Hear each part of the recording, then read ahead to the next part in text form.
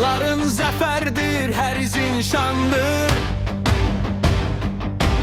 Adın meydanlarda büyük dastandır.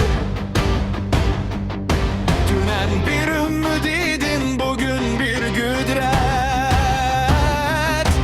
Sana yaraşır her zaman bu şöhret.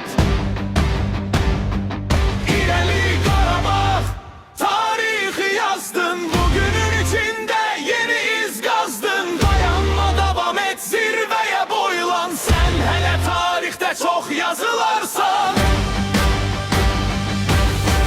İrəli Qarabağ, tarihi yazdın. Bugünün içinde yeni iz qazdın. Dayanma, davam et, zirveye boylan. Sen hele tarihte çok yazılarsan.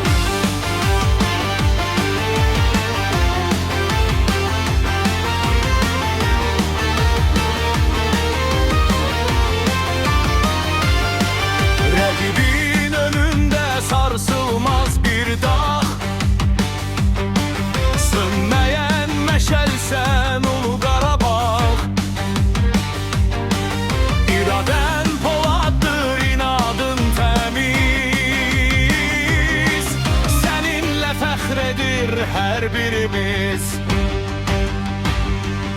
İrəli Qarabağ, tarihi yazdın. Bugünün içinde yeni iz qazdın. Dayanma, davam et, zirveye boylan. Sen hele tarihte çok yazılarsan. İrəli Qarabağ, tarihi yazdın. Bugünün içinde yeni iz qazdın. Dayanma, davam et, zirveye boylan. Sen hele tarihte çok yazılarsan.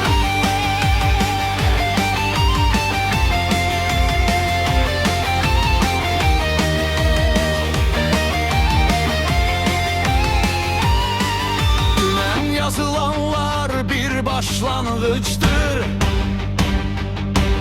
Bugünün zaferi sana bir taçtır. Sabahın yolların nurla bezensin. Tarih yazan eller her vaxt güçlensin.